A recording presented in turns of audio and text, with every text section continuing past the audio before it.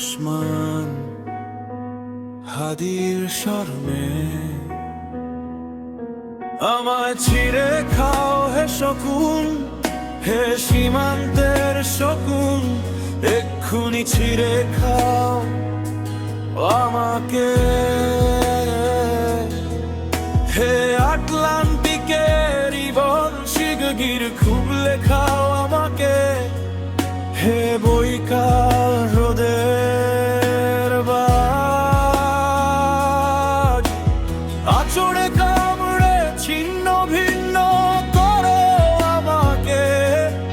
আমার রক্তর সে শুধু অসহায় তো আর অভাব। কাগজের কামলারা তারে আদর করে মুদ্রাস্ফীতি ডাকে। ঋণের চাপে নীল হয়ে যাচ্ছে আমার অনুচক্রিকা। সংসার চালাতে অন্তরে হয় ইন্টারনাল ব্লিডিং। কি আশ্চর্য, তবু আমি মরছি না। ওদিকে দোজখের ভয়ে আত্মহত্যা করবারও সাহস পাই না আমি।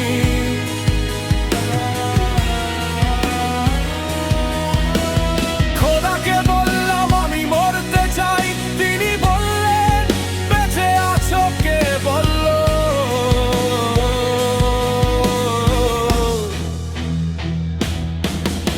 সহস্রাব্দ উন্নয়নের সাক্ষী হিসেবে রাজা তোমাকে বমি করে রেখেছেন। বাজারে দীর্ঘশ্বাস ফেললে নাকি রাজ্যের ভীষণ বদনাম হয়।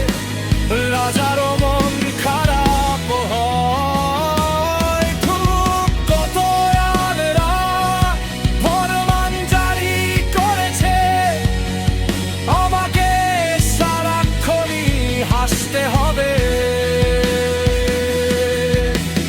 নইলে দেশি কুকুর ও বিদেশি মাগুরকে একবেলা ভালো মন্দ খাওয়ানো হবে আমার মাংস দিয়ে। নিত্যদিন ব্রয়লারের মুড়ি নাকি ওদের ভাল লাগে না, অথবা আমাকে ভাগ দিয়ে বেচা হবে। মানুষেরও তো মানুষ খাওয়ার স্বাদ হতে পারে, তাই না? ভাগ্যিস তা বিদেশি সুপারিশ পেয়ে বিক্রি হবে না। দেশি মানুষেরই তো হক বেশি আমাকে খাওয়ার। এ দোজখী যখন নিয়তি, তখন আমি উদাম হয়ে ডাকছি দুনিয়ার শ্রেষ্ঠ মাংসাশী বিহদদের। হে গোলচিল ও ভয়ঙ্কর বাজেরা, হে সাম্রাজ্যবাদী সাহসী শকুনিরা,